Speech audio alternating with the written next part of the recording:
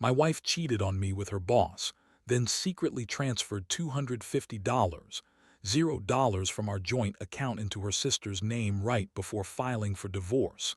Now I'm fighting over our mansion and the inheritance I stole. I never thought I'd be the guy sitting here, writing about how my wife turned out to be nothing like I thought she was. Honestly, if you told me a year ago that I'd be discovering she was cheating on me with her boss and secretly siphoning off hundreds of thousands into her sister's name, I would have laughed in your face. But here I am, trying to make sense of what's happened, and let me tell you, it's a mess I never saw coming. We had a good life, or so I thought. We met in college, got married, bought a mansion in the suburbs, pretty typical American dream stuff. Always seemed ambitious, driven, a little bitchy sometimes, but in a way that I thought was just her personality. She was the type to demand perfection and throw tantrums if things didn't go her way, but she was also charming and smart. We had our disagreements, sure, but I never suspected she'd cheat on me. Not with her boss, Mark. That's what makes this so unbelievable. The first signs of trouble started last fall. Began working late more often, claiming it was just a new project, a big deal she was closing. Her phone started buzzing at odd hours, texts from numbers I didn't recognize, which she'd quickly dismiss or hide. She became more secretive about her phone, locking it, deleting messages. She brushed it off when I asked, saying I was paranoid that she'd never cheat. But I could see the flicker of guilt in her eyes, the way she'd avoid eye contact or get defensive. Then came the nights she'd stay out late without much explanation. She'd say she was with friends or at a work function.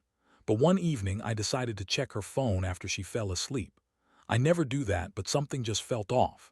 I unlocked it, and there it was, texts with Mark, her boss, talking about meeting up after hours, secret plans, and even some flirtatious messages. Nothing explicit, but enough to get the point across. I felt like I'd been punched in the stomach. That's when I really started digging. I found bank statements showing transfers to her sister's account, 250, zero transferred right before she filed for divorce. She claimed it was a loan, a way to help her sister start a business, but I know better. I tracked the transfer, saw it was transferred from our joint account. Money we'd worked hard for, money I thought was safe.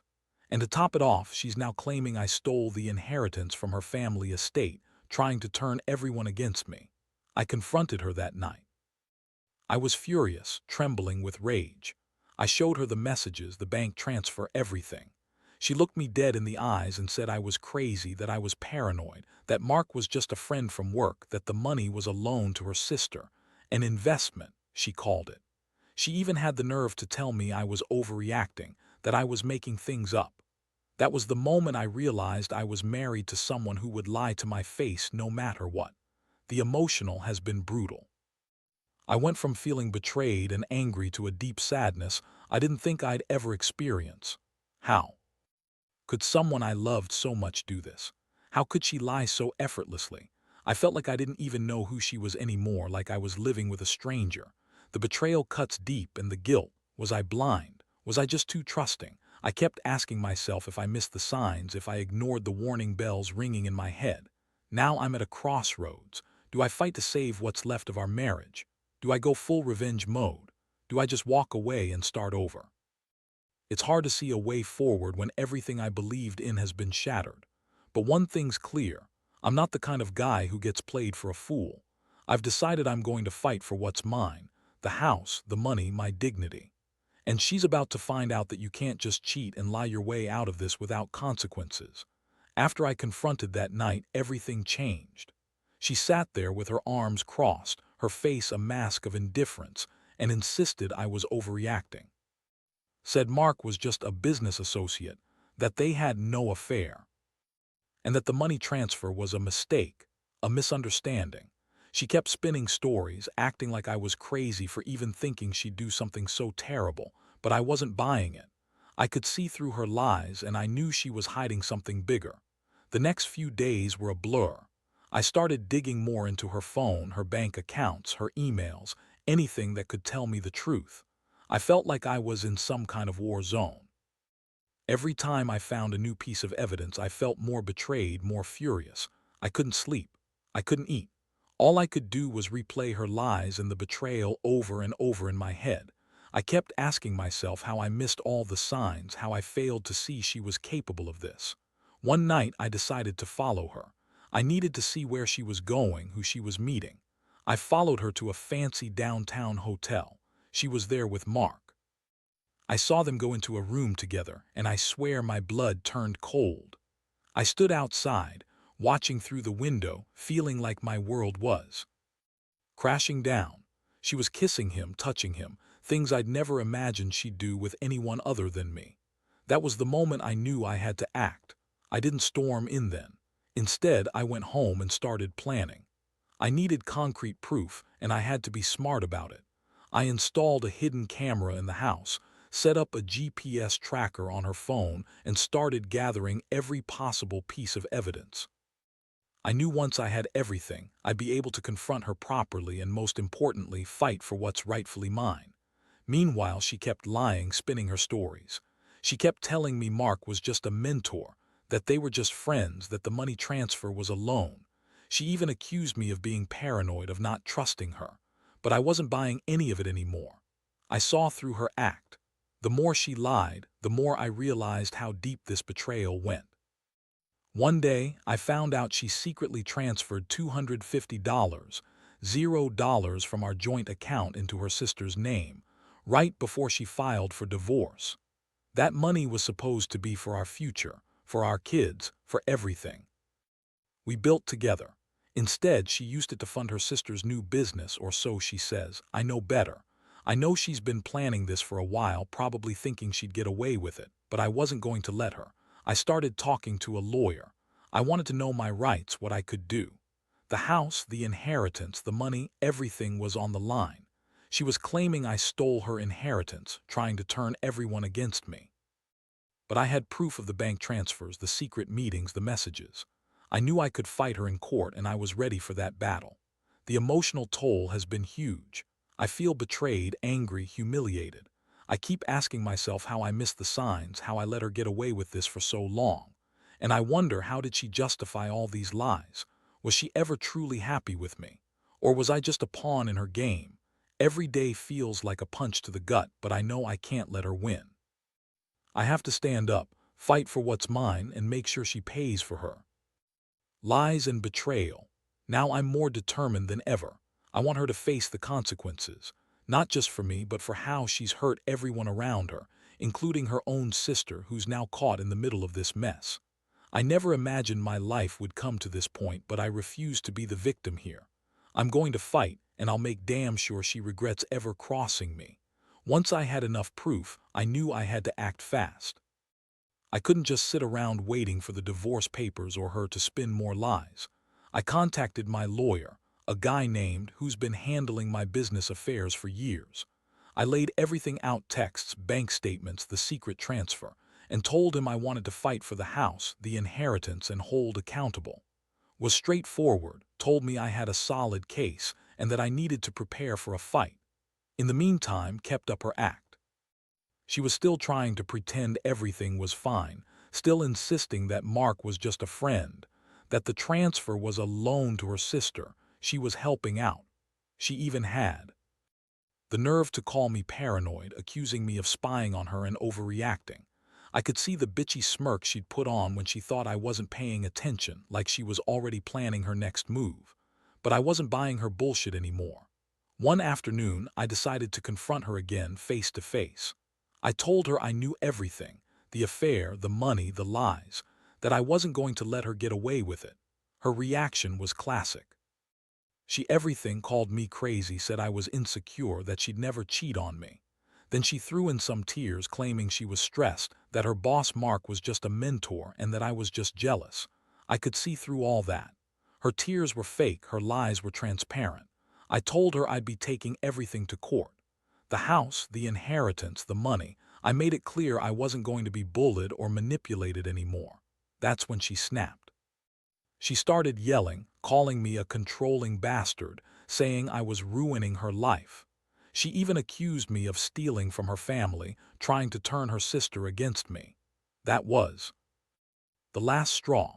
I realized then that she'd do anything to save herself, even if it meant destroying me in the process. I started gathering more evidence, screenshots of messages, copies of bank transfers, everything I could find. I knew I'd need everything if I was going to beat her in court. I also hired a private investigator to track her movements, just to be sure she wasn't hiding anything else. It was a brutal process, but I had to do it. I couldn't let her walk away thinking she'd gotten away with everything. Meanwhile, was busy spinning her stories to friends and family, claiming I was the bad guy, that I'd been controlling and emotionally abusive. She painted herself as the victim, even though I had all the proof of her cheating, stealing, and lying. I felt sick every time I thought about how she was manipulating everyone around her, including her own sister. I couldn't believe I married someone who'd turn into this. The hardest part was seeing her like this, bitchy, manipulative, and so damn convincing in her lies. It made me question everything, even myself. Was I blind? Did I miss the signs, or was she just good at hiding her true nature? It hurt to know I'd trusted her for so long, only to find out she'd been planning this betrayal all along. The pain was raw, but I knew I had to keep my head clear and focus on the fight ahead. I started preparing for the court battle, knowing it was going to be messy. I arranged for a forensic accountant to trace every dollar, every transfer, every suspicious transaction. I also reached out to others who knew her, colleagues, friends, anyone who could testify to her character. I wanted to make sure she couldn't spin her lies too far. I was determined to get justice, not just for myself, but for the betrayal of everything we'd built. And yet, even with all this planning, I couldn't shake the feeling of loss. I loved once. I thought she was my partner, my best friend. Now I see her as someone entirely different, selfish, manipulative, and willing to destroy everything for her own gain. It's a bitter pill to swallow, realizing that the woman I married isn't who I thought she was. But I can't dwell on that now. I have to focus, fight, and make sure I come out of this with my dignity intact. The court date finally arrived after weeks of preparing, and I knew this was the moment everything would come to a head. I had all my evidence organized: bank statements, text messages, witness testimonies, and the forensic accountant's report. Of course, played the victim, acting like she was the one being wronged. She showed up with her lawyer, a slick guy named Todd who looked like he'd been through this kind of fight more times than I could count. She had her fake tears ready, her bitchy smirk, the whole act. From the moment the hearing started, I could tell she was trying to manipulate the judge, spinning her lies about how I was controlling and abusive, how she needed freedom and independence. But I had the proof. I laid out everything: proof of the affair, the transfer of $250, $0 into her sister's account, the secret meetings, her lies. I was calm, precise, and relentless. I knew I had the facts on my side, and I wasn't going to let her get away with it. His lawyer tried to argue that the money transfer was a legitimate loan, that she was trying to help her sister start a business. But I had the bank statements showing the transfer happened right before she filed for divorce. No mention of a loan, no paperwork, nothing. I also presented the messages where she talked about getting rid of him, her boss Mark, and how she wanted to start fresh. I saw the judge's eyes narrow as I laid out the timeline, the evidence, and my case. Meanwhile, was trying to turn the court against me. She claimed I was emotionally abusive, that I'd been controlling her, that I'd been cheating myself, completely ignoring the mountain of evidence I had. Her words sounded rehearsed, her tears fake. She even tried to accuse me of stealing her inheritance, which I knew was a lie. I had all the documentation proving her claims were false, and I made sure the judge saw every piece. The most intense moment came when I presented the bank transfer proof. The judge looked at and asked her directly about the transfer. She hesitated, tried to deny it, then finally admitted she'd transferred the money to help her sister, but claimed it was a mistake. That was a lie. I had the evidence right there, and the judge wasn't buying her excuses. The courtroom was tense, but I could feel the momentum shifting in my favor. After hours of testimony and cross-examination, the judge took a break to deliberate. When the gavel finally came down, I felt a rush of relief mixed with exhaustion. The judge ruled that had indeed committed fraud, breach of trust, and financial misconduct.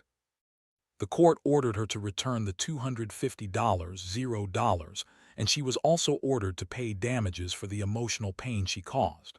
The house, our mansion, was awarded to me, and the judge dismissed her claims to the inheritance, citing lack of evidence. But the victory was bittersweet. I knew this wasn't just about the money or the house. It was about betrayal on a level I never expected. Manipulations had almost destroyed everything I worked for. I felt a mixture of anger and sadness, anger at her selfishness, sadness at how it all fell apart so quickly. I'd fought hard, but I also knew that it would take time to heal from this. As I left the courthouse, I looked back at who was sitting there with her lawyer, her face a mix of rage and frustration. I realized then that I'd won the battle but not the war. The scars of her betrayal would stay with me for a long time. Still, I felt a strange sense of relief knowing that I'd fought for what was rightfully mine, and that justice, at least in some form, had been served. Walking away from that courtroom, I promised myself I wouldn't let her win completely. I'd rebuild, piece by piece, and learn to trust again, though I knew it wouldn't be easy. I just hope that everyone out there who's going through something similar understands. Don't let betrayal define you. Fight for your truth, and never let anyone take what you've worked so hard to build. After the court ruling, I felt a strange mixture of relief and emptiness. On one hand, I'd finally gotten justice, was forced to return the money, she lost her claim to the mansion, and her lies had been exposed in front of everyone. On the other hand, the damage was done. The trust we once had was shattered beyond repair. I couldn't help but look at her and see a stranger. Someone I once loved but now just see as a con artist, a manipulator who almost destroyed my life.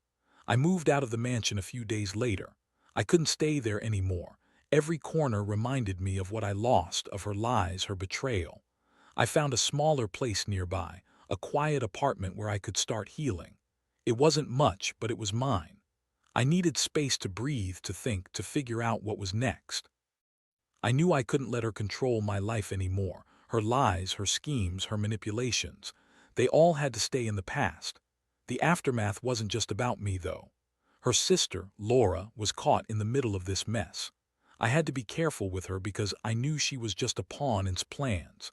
I didn't want to ruin her, but I also couldn't ignore the fact that she'd been used to hide stolen money and lies. I reached out to her privately, explained what I knew, and told her I wasn't trying to ruin her life, just wanted the truth to come out. She was upset, crying, saying she never knew was capable of this. That made me feel a little better, knowing I wasn't the only victim here. In the weeks that followed, I started working on myself. I went to therapy, tried to understand how I missed all the signs, how I trusted someone who was so good at lying. I also began focusing on my career again. I threw myself into work, trying to rebuild my confidence and sense of stability. The mansion was gone, but I had my integrity, and that mattered more than any house or inheritance. The hardest part was dealing with the emotional fallout. I felt betrayed, humiliated, angry, every emotion bundled into one. I had loved, I had shared my life with her, and she threw it all away for greed and lies. It made me question everything about trust and relationships. Was I naive? Did I ignore the warning signs? Or was she just that good at hiding her true nature? I didn't have answers, only a deep sense of loss and a resolve to never let this happen again. One day I ran into an old friend Mark, the boss cheated with. It was awkward at first, but I kept my cool. I told him I knew about their affair and the money transfer, making it clear I wasn't interested in revenge, just honesty. Surprisingly, he apologized, said he never wanted to hurt anyone but got caught up in lies too. That honesty helped me put some closure on that chapter. I realized that manipulations went beyond just me. She'd been lying and scheming with everyone around her. Now I'm focusing on moving forward. I've started dating again, cautiously. Trust is a hard thing to rebuild after something like this, but I'm learning to open up slowly. I've also set new boundaries, made clear what I won't tolerate. I want a relationship built on honesty, respect, and mutual trust, things shattered with her lies. Looking back, I've learned a lot from this nightmare. Never ignore the warning signs. Trust your instincts. And most importantly, fight for yourself. No one else is going to do it for you. I may have lost a lot, but I gained clarity. I know who I am now, and I refuse to let betrayal define me. Life moves on, and I'm determined to rebuild what was broken, stronger, wiser, and more cautious than ever. If you're out there dealing with something similar, just remember, don't give up. Stand your ground, gather your evidence, and fight for what's right. Because at the end of the day, your integrity and your peace of mind are worth more than any mansion or inheritance. And no matter how deep the betrayal, you can come out on the other side, more resilient than ever. It's been a few months since the court ruling, and honestly, I feel like I'm finally starting to breathe again. The chaos, the betrayal, the lies, they all left scars, but I've learned to live with them. I can't say I've completely moved past the pain, but I've found a way to carry on, to rebuild my life without her shadow hanging over me. Looking back, I realize how much I underestimated her. Was manipulative, cunning, and totally self-centered. She played her cards perfectly, lying right to my face, hiding her affair, and secretly siphoning off money while pretending everything was fine. I was blind because I loved her, but now I see clearly. Trust is a fragile thing, and when broken, it's nearly impossible to repair. Still, I'm proud I fought back, proud I didn't let her get away with everything. The biggest lesson I've learned is that you can't ignore your instincts. If something feels off, don't dismiss it, dig deeper. I wish I'd paid more attention to the little signs, the late nights, the secretive phone calls, the way she avoided certain questions. But I also learned that sometimes you need to confront the truth head-on, even if it hurts, because staying silent only allows the betrayal to grow. I've also come to understand that revenge isn't about hurting her back. It's about reclaiming your life, your dignity, and your peace of mind. I wanted justice, and I got it.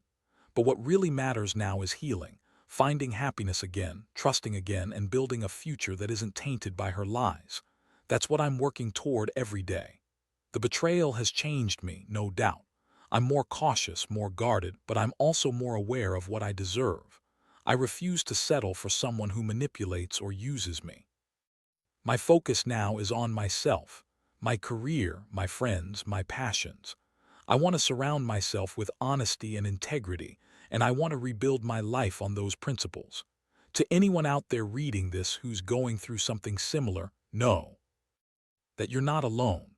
It's okay to feel broken, angry, or lost, but don't let betrayal define you. Fight for yourself. Gather your evidence. Don't be afraid to stand up and say enough is enough. Because in the end, your integrity and your happiness are worth more than any mansion or inheritance. I don't regret fighting for what's rightfully mine. I don't regret exposing her lies. And I don't regret choosing to move forward. Life threw me into the fire, but I came out stronger. And I hope that anyone facing betrayal can find the strength to do the same. Because no matter how deep the pain, there's always a way to heal, to rebuild, and to find peace again. You just have to believe in yourself, because you're worth it.